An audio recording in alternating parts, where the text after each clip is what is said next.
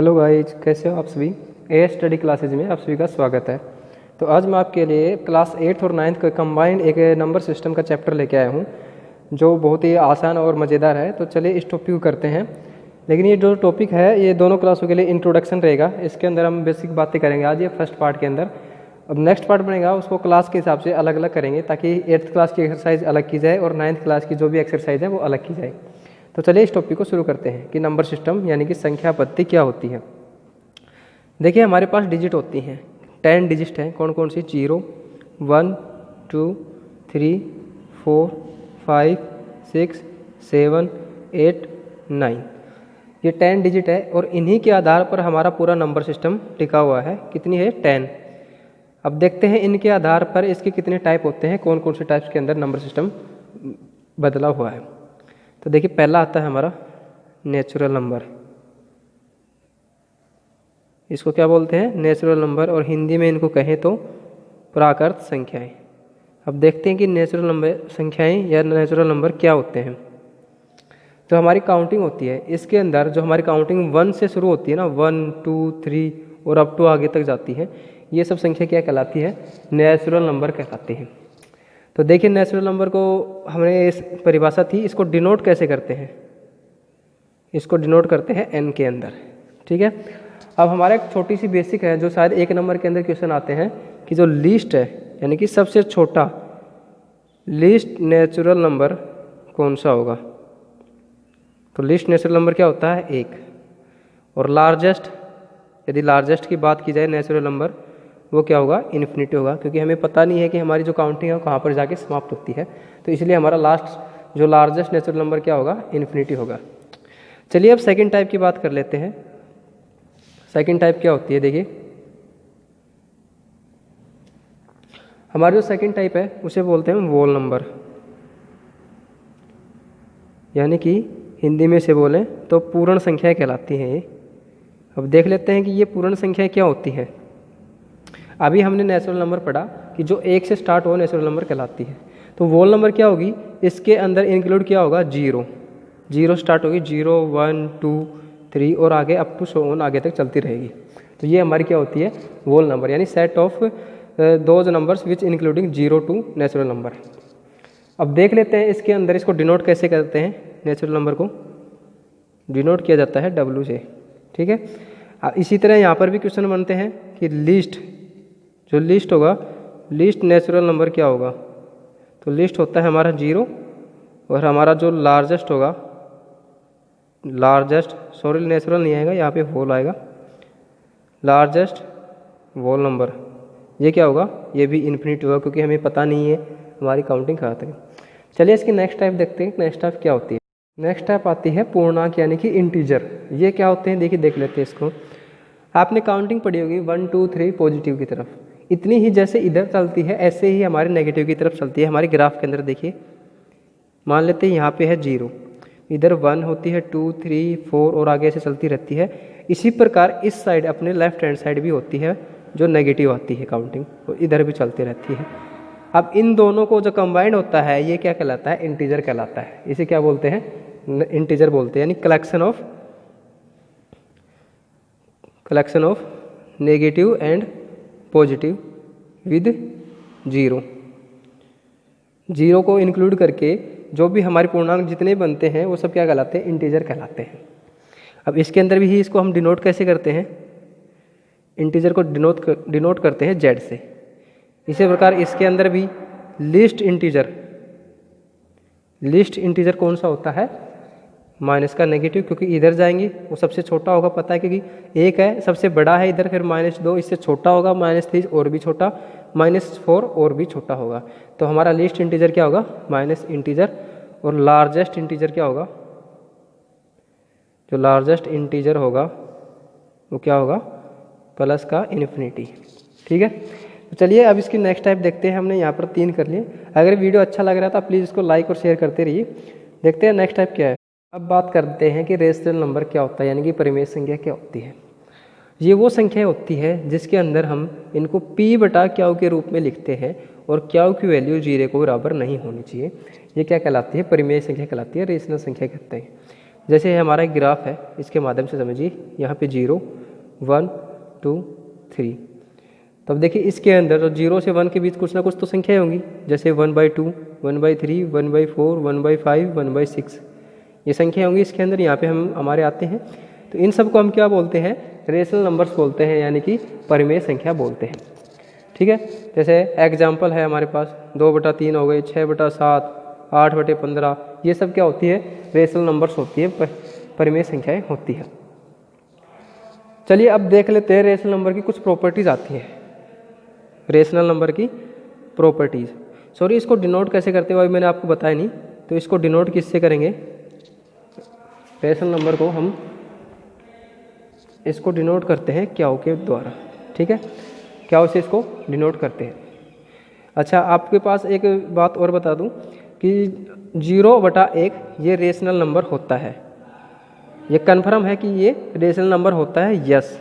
इसका आंसर क्या आएगा, यस, क्योंकि हमारी कंडीशन क्या है कि क्यों 0 के बराबर नहीं होना चाहिए, पी हो सकता है, पी हमारा 0 हो सकता है, लेकिन क्यों नहीं होना चाहिए, इसलिए हमने 0/1 को रेशनल नंबर में काउंट किया है। जबकि 1/0 ये रेशनल नंबर नहीं होगी, इसे हम किससे दर्शाते हैं, इसे हम इन्फिनिटी से दर्शाते हैं। ठीक है, तो चलिए अब इसकी प्रॉपर्टीज देख लेते हैं, रेशनल नंबर्स की प्रॉपर्टीज क्या क्या है। चलिए हम बात कर लेते हैं अब रेशनल नंबर की प्रॉपर्टीज की। ये मैं क्यों करवा रहा हूँ, क्योंकि इन्हीं का जो हमारी जो एक्सरसाइज है 8th क्लास की, इन्हीं प्रॉपर्टीज़ के ऊपर बेस है, और आगे चलकर यही प्रॉपर्टीज़ 9th क्लास के अंदर भी काम आने वाली है। तो इसलिए मैं आपको ये प्रॉपर्टीज़ करवा रहा हूँ, ये बहुत इंपॉर्टेंट है, इसको ध्यान से समझिएगा। तो हमारी पहली प्रॉपर्टीज़ आती है, देखिए क्या होती है, कम्यूटेटिव प्रॉपर्टीज़ होती है पहली। ये क्या होती है, देखिए इसको हम समझेंगे। मान लो पहला रेशनल नंबर है कोई ए और दूसरा है बी, जब हम इन दोनों का सम करते हैं तो किसके बराबर आती है, इसका उल्टा, यानी बी प्लस का ए। ठीक है, इसको एग्जांपल्स के माध्यम से समझते हैं। ए मान लिया 1/2 है और ये ले लिया मैंने 2/3, तो इसका एलसीएम क्या आएगा 6, यहाँ पे 3, ठीक है, और यहाँ पे 4, तो इसका आंसर है 7/6। ठीक है जी, अब ऐसे ही इसका उल्टा करके इसके इस साइड में करते हैं, बी प्लस को ए करते हैं। तो b क्या माना था, 2/3 प्लस ये क्या था 1/2, तो एलसीएम क्या है हमारा 6, 3 2 जा 6, 2 2 2 जा 4, प्लस 2 3 जा 6, ये 3। यहाँ भी आंसर क्या है, सेम। तो देखिए दोनों तरफ आंसर सेम है, तो हमारी जो कम्यूटेटिव प्रॉपर्टीज़ है वो ये लागू होती है रेशनल नंबर्स पे। ठीक है, आशा है कि आपको ये पहली प्रॉपर्टी समझ में आई होगी। तो चलिए अब दूसरी प्रॉपर्टीज़ की बात कर लेते हैं। दूसरी प्रॉपर्टीज़ क्या है,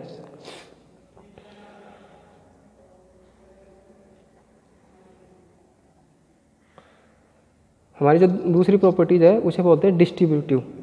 क्या बोलते हैं, डिस्ट्रीब्यूटिव प्रॉपर्टी। देखिए इसके अंदर क्या होता है, कोई ए है, उसकी गुणा ब्रैकेट के अंदर बी क्रॉस सी से कर देते हैं, तो डिस्ट्रीब्यूटिव प्रॉपर्टीज क्या होगी, ए क्रॉस बी, ये दोनों एक साथ, और ये सी, ये हमारी डिस्ट्रीब्यूटिव प्रॉपर्टीज है। तो देखिए इसको भी देख लेते हैं एक एग्जाम्पल के माध्यम से। ए को माना मैंने 1/2, बी ले लिया 2/3 और सी ले लिया 4/6 तो नहीं है, हम 4/7 ले लेते हैं, कोई दिक्कत नहीं है, 4/7 ले लिया। तो देखिए प्रॉपर्टी लगाते हैं, 1/2 इंटू में बी क्या होगा 2/3 इंटू में 4/7। ठीक है जी, अब पहले ब्रैकेट को सोल्व करेंगे बोर्डमास नियम के तहत। तो 1/2 इंटू में 4 दूनी 8 अपॉन में 7 या 21। ठीक है, ये यहाँ से कैंसिल हो जाएगा, 2 1 जा 2, 2 4 जा 8, तो इसका आंसर क्या है 4/21। ठीक है जी, ये एक साइड किया ही। अब इस दूसरी वाली को भी हल कर लेते हैं। क्या है 1/2 इंटू में बी क्या है 2/3, ये ब्रैकेट के अंदर, और मल्टीप्लाई में 4/7 लिया है, यहाँ पे क्या है 7। तो 2 1 जा 2 से 2 कैंसिल, 1/3 इंटू में 4/7, तो क्या आया 4/21 सॉरी। तो देखिए प्रॉपर्टी डिस्ट्रीब्यूटिव प्रॉपर्टी से हमने देखिए इनको हमने एग्जांपल के माध्यम से समझा है कि A cross A multiply bracket B multiply C होगा, तो इसको डिस्ट्रीब्यूटिव के अंदर ए मल्टीप्लाई बी ब्रैकेट के अंदर मल्टीप्लाई सी से कर सकते हैं, ये हमारी डिस्ट्रीब्यूटिव प्रॉपर्टीज होती। ठीक है, तो समझ में आई डिस्ट्रीब्यूटिव प्रॉपर्टीज क्या होती है। चलिए इसकी नेक्स्ट प्रॉपर्टीज देख लेते हैं वो क्या है। नेक्स्ट प्रॉपर्टीज आती है एसोसिएटिव। क्या नाम आता है उसका, एसोसिएटिव प्रॉपर्टीज। चलिए इसको देखते हैं, एसोसिएटिव प्रॉपर्टीज क्या होती है। इसके अंदर क्या होता है कि a प्लस ब्रैकेट के अंदर b प्लस c है, तो किसके बराबर होगा, a प्लस b प्लस में c। तो चलिए इसको देख लेते हैं।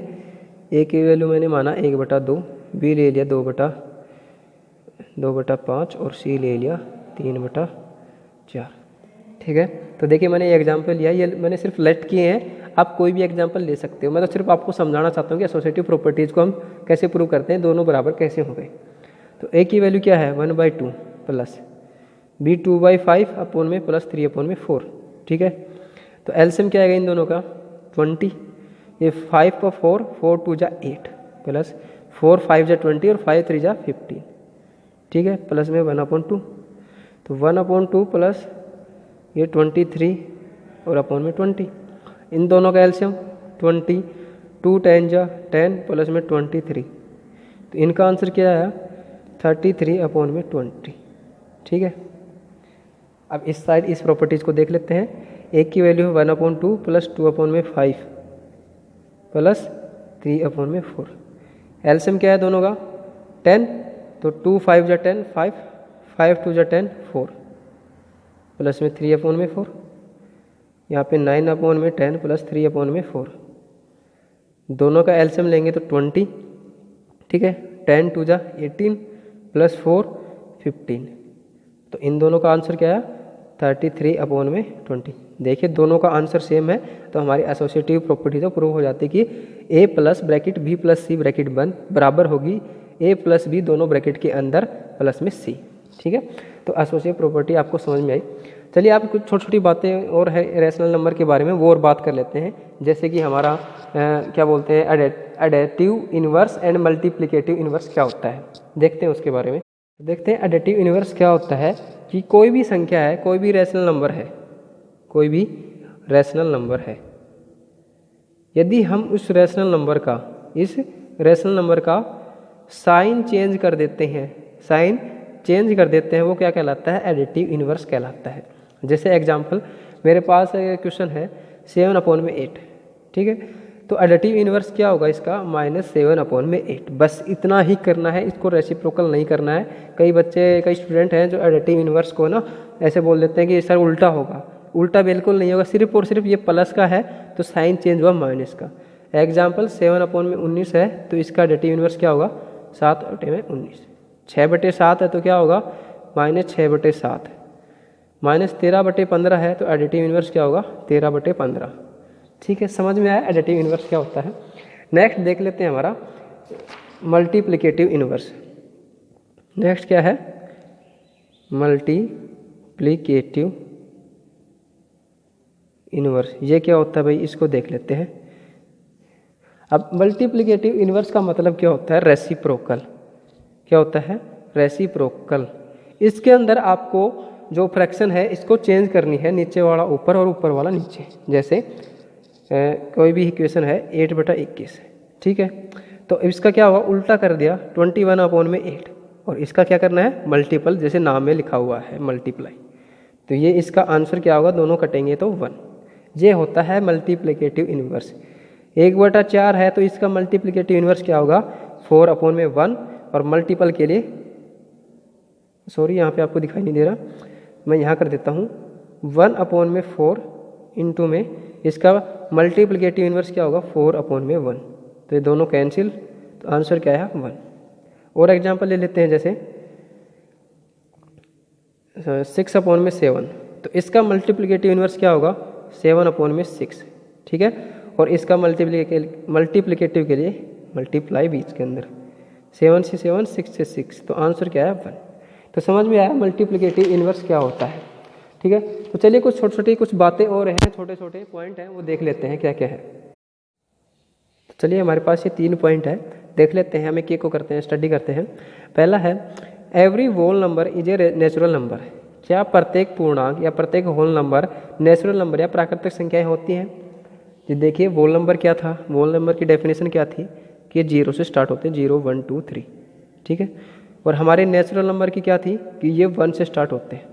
अब कहता है कि होल नंबर क्या नेचुरल नंबर हो सकते हैं। जी बिल्कुल नहीं हो सकते, क्योंकि इसके अंदर होल नंबर में क्या आता है 0, जबकि यहाँ पे तो 0 है नहीं, तो सभी के सभी तो नहीं होंगे ना। तो हमारी पहली जो लाइन है वो क्या हो जाती है, फॉल्स हो जाती है। यानी हम नहीं कह सकते कि every whole number is a natural number, ये हम कह नहीं सकते। ठीक है, समझ में आई फर्स्ट लाइन। अब सेकंड की बात करते हैं कि every integer is a rational number. Every integer, integer की डेफिनेशन क्या थी कि नेगेटिव, पॉजिटिव और जीरो। अब नेगेटिव क्या होगा, -6 ले लिया, पॉजिटिव 6 7 लेते हैं और जीरो। तो मैंने बताया था कि रेशनल नंबर क्या होता है, हमारा जो रेशनल नंबर क्या होता है कि p अपॉन में क्या होना चाहिए और क्या हो कि नोट वैल्यू जीरो। ठीक है, और हमने मैथ पढ़ा है कि कोई भी संख्या है उसके अपॉन में एक होता है। बिल्कुल जी, ये हमने सभी ने पढ़ा है कि कोई भी नंबर्स है उसके अपॉन में एक होता है, इंक्लूडिंग जीरो। जीरो के नीचे भी एक होता है। और रेशनल क्या होती है, p अपॉन में क्या हो। तो ये संख्या हमारी क्या होगी, रेशनल होगी। तो हम कह सकते हैं कि yes, every integer is a rational number, हम कह सकते हैं इस पॉइंट के आधार पर। ठीक है जी, समझ में आया कि एवरी इंटीजर को हम रेशनल नंबर क्यों कहते हैं। चलिए हम नेक्स्ट आखिरी पॉइंट की बात कर लेते हैं कि every rational number is an integer. क्या प्रत्येक rational number is an integer, एक इंटीजर हो सकता है या नहीं। तो रेशनल नंबर जैसे 3/5 ये हमारा रेशनल नंबर है। ठीक है जी, मतलब कि हमारा इंटीजर क्या होते हैं, नेगेटिव या पॉजिटिव या जीरो, यानी कि -1 -2 या 6 या 5 या 0, ये हो सकते हैं हमारे इंटीजर। लेकिन रेशनल की तो परिभाषा क्या है कि p बटा क्यू में होनी चाहिए, जबकि ये तो p बटा क्यू में है नहीं कह सकते। तो हम कह सकते कि ये कह सकते हैं कि प्रत्येक इंटीजर रेशनल नंबर नहीं हो सकते। तो हमारी ये क्या हो जाएगी, फॉल्स हो जाएगी, क्योंकि रेशनल इंटीजर से रेशनल हो सकते हैं लेकिन रेशनल से इंटीजर नहीं हो सकते। ठीक है, तो समझ में आए तीनों पॉइंट। आशा है कि आपको ये वीडियो अच्छा लगा होगा। अगर अच्छा लगा है आप तो प्लीज़ इसको लाइक कीजिए, शेयर कीजिए तथा सब्सक्राइब कीजिए हमारे चैनल को, अपने दोस्तों के साथ शेयर कीजिए ताकि उनको 8th या 9th क्लास के लिए अच्छा से अच्छा कंटेंट मिल सके। वीडियो देखने के लिए थैंक यू।